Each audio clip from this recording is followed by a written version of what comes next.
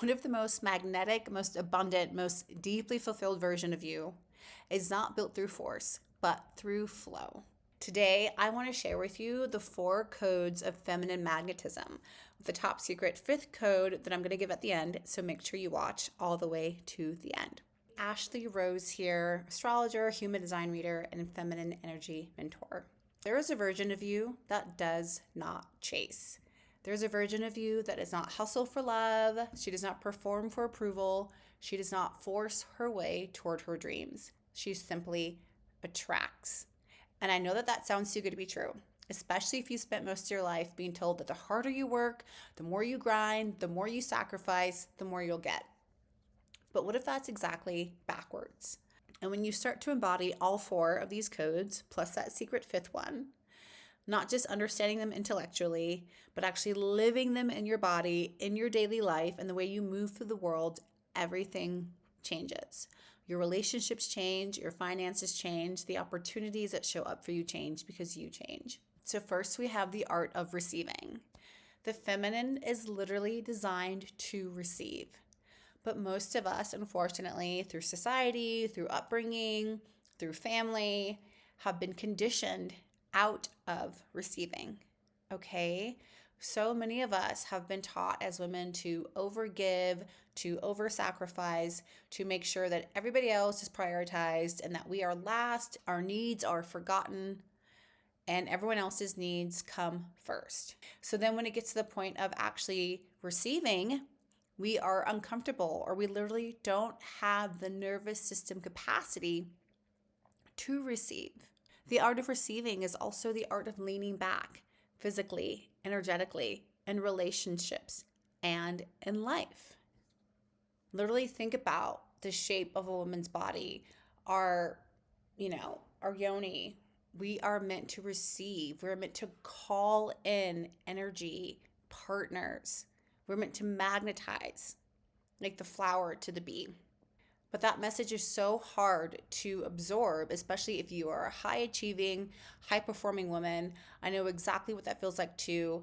I'm a lawyer by trade, spent years doing international trade law, international human rights law, always hustling, always working really hard. When I started to really embody these codes of feminine magnetism, that is when my life took a turn for the better.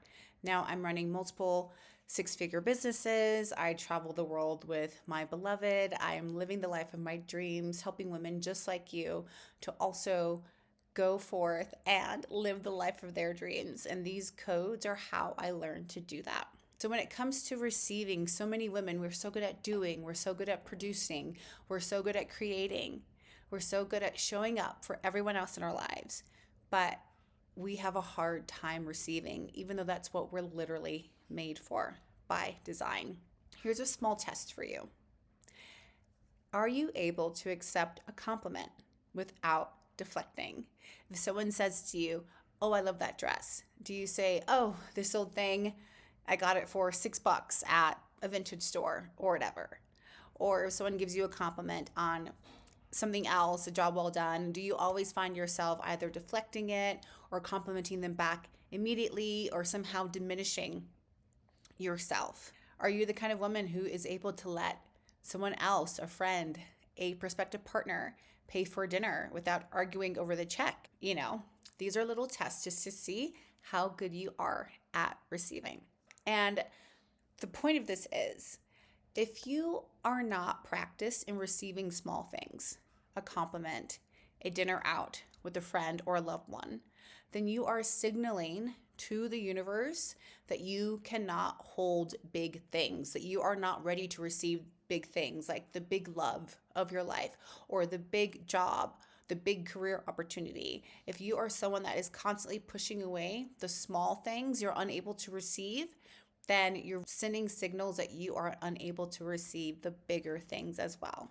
And this is also a nervous system thing. Your body has to feel safe to receive. And there's lots of embodiment practices. If you're a part of my monthly membership, the Bloom Collective, we go into these monthly embodiment practices where we expand our nervous system's ability to receive love, sensation, pleasure, beauty, all of that. You really have to train your body and your nervous system, especially in this modern world that we live in, to be able to receive and hold good, pleasurable, abundant, expansive things. The biggest thing when it comes to being in a receiving state is coming back into your body.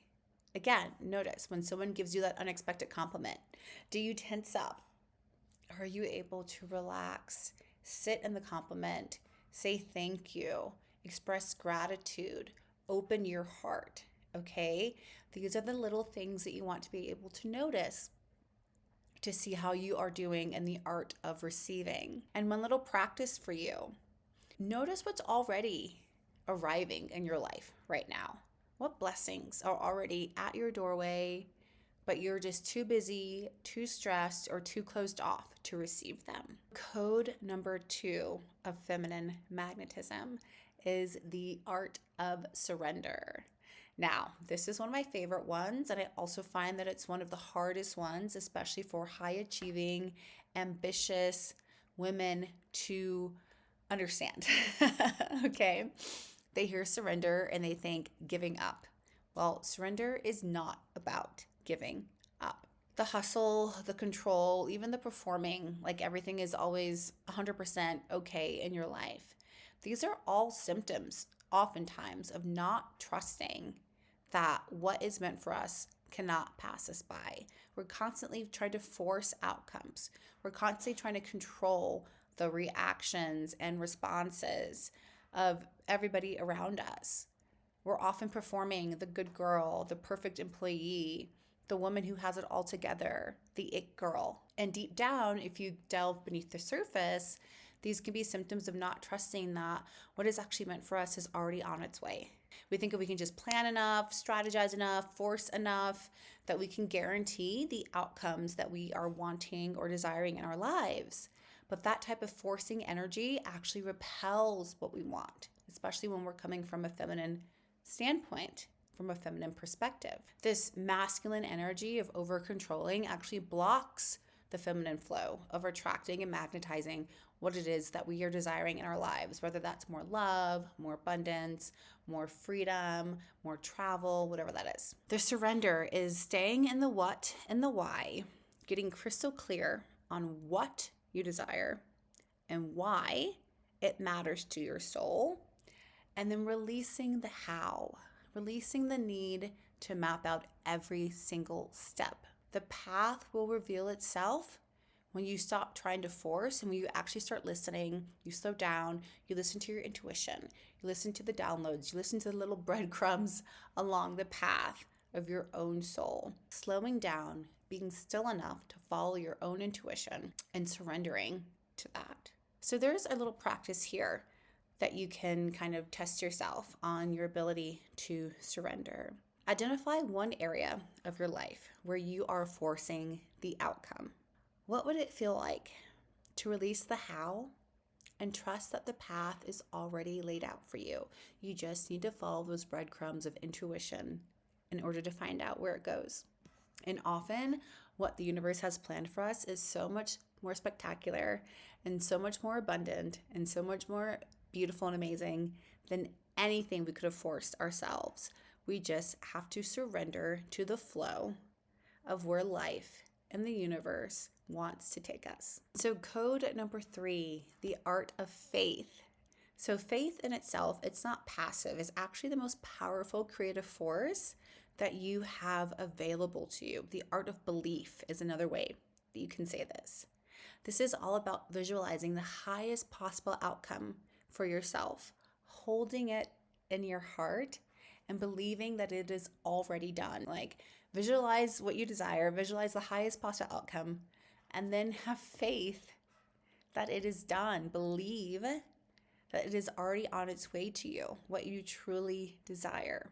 And here we're really visualizing from the feeling of what we desire already being real, not from this place of wanting or lacking. The brain doesn't know the difference between what you are vividly imagining in your head, what you're visualizing, what you're meditating on, and what is actually real. That's why our thoughts and our feelings are so important, because our brain cannot tell the difference between what we're thinking and feeling and what's actually happening.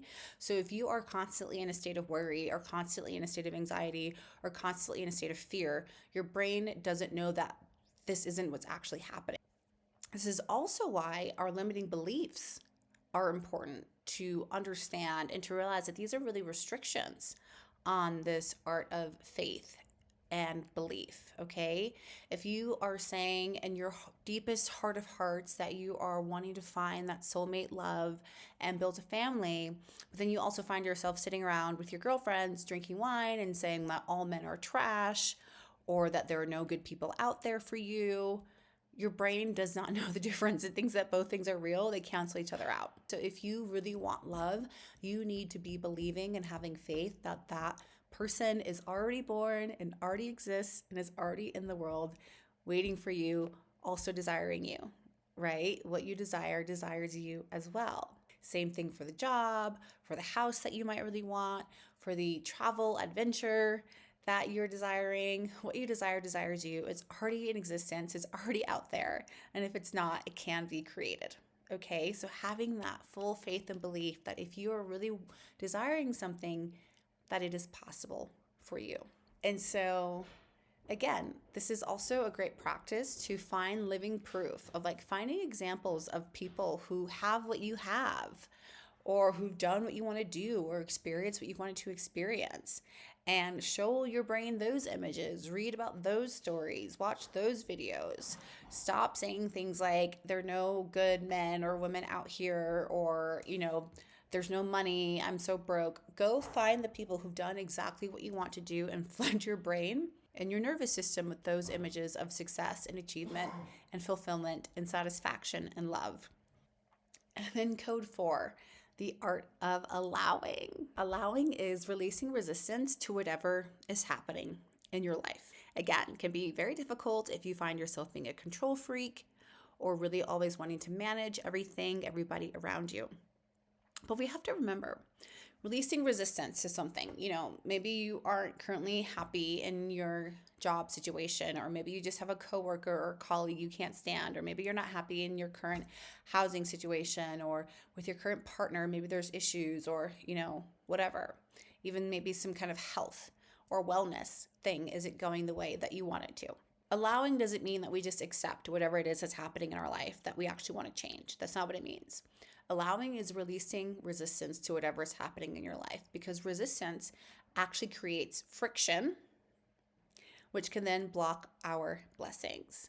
And the more resistance and friction we have in our energy field, literally the more difficult it is for what we actually are desiring to come through to us, to show up in our lives. And also resistance itself, resisting what is actually occurring, it's exhausting, okay? Fighting what is, fighting that job you hate, that relationship that ended, the body you're in right now, this is taking enormous energy from you that you could be using toward creating something new and desirable in your life. Because again, just like you need so much energy to literally create a baby in your womb space, you need that kind of excess energy to create something new in your life. If you're currently wanting to create something new, whether, again, better job, better partner, whatever, you need excess energy to create that thing. And resistance is leaking your energy. It's sucking away your life force. It is zapping you. It's exhausting you.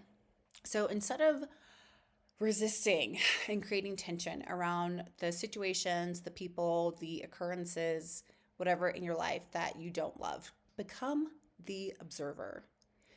Literally step out of the drama of your life and watch it almost like a third-party observer with curiosity and lack of judgment. And remember, releasing resistance does not mean that you're okay with everything and that you're not going to try to create something new in your life. It just means you stop spending your precious creative energy fighting what already is, what's already been created, and instead you redirect that energy toward what you are desiring to build. Also, stagnation is a form of resistance. So if you're that person that's saying you want to change for years, but you never take action, that's another form of resistance via stagnation. So allow yourself to make space in your life to spend less time in the environments or around the people or situations that cause you to feel resistance. Okay, allow yourself to kind of shift how much time or energy you are spending in those situations, but then also allow yourself time and space again to imagine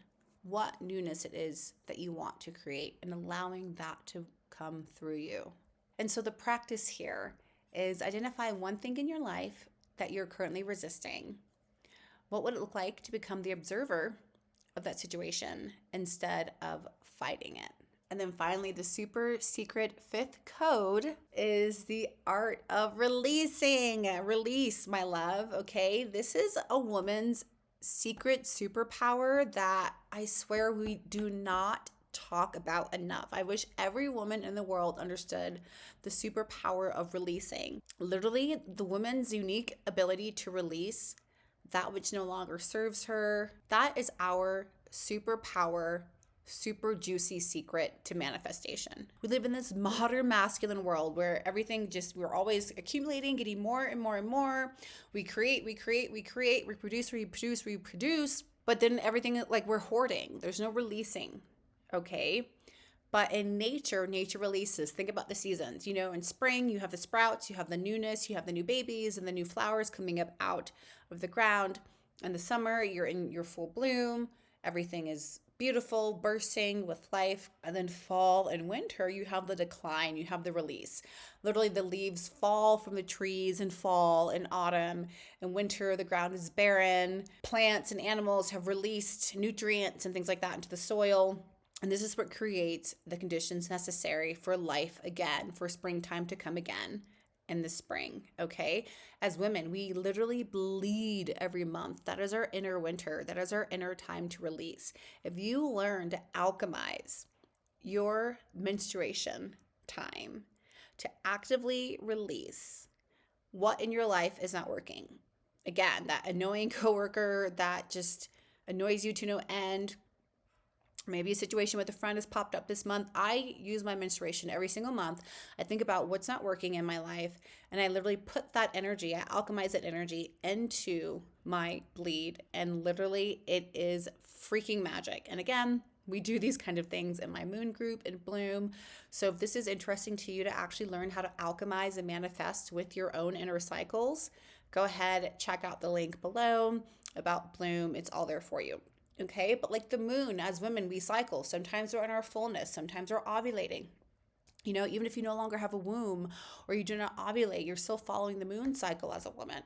Sometimes we're in our fullness. Sometimes the moon is little in the sky. It's a new moon, it's a crescent moon, right? We go through our cycle as well. It's the birth, death, rebirth cycle we see in nature, with the seasons, with the years, with the plant cycle, everything, okay? The better we get at learning to release what no longer serves us in our lives, instead of, again, being like a hoarder and holding on to things that aren't even right for us, then the better we can get at manifesting and creating space for the new. You need space in your life for something new to come in, okay? If you want that new love, you have to get rid of this old situationship or this old friends with benefits that's in your life, blocking you from being able to call in the great soulmate love that you are desiring, okay? That's just how that works. I could go on about that forever, but I won't. I want to tie everything back together. The art of receiving, the art of surrender, the art of faith, the art of allowing, and then finally, that super secret power, the art of releasing, okay? This is a cycle, not a checklist. You move through them continuously. Some days you're in deep surrender. Some days you're practicing faith or receiving. This work is never finished, and that is the beauty of manifesting from the feminine way. So, again, I myself have used these codes to go from overstressed, underpaid lawyer to living a beautiful, gorgeous, abundant, wealthy, love-filled, desirable life, all by learning how to lean into manifesting from the feminine and following the cycles of nature in order to create, literally with the cosmos, with nature, with everything around me. So if that seems interesting to you, again, go ahead and check out Bloom, and I'll catch you in the next one. Bye.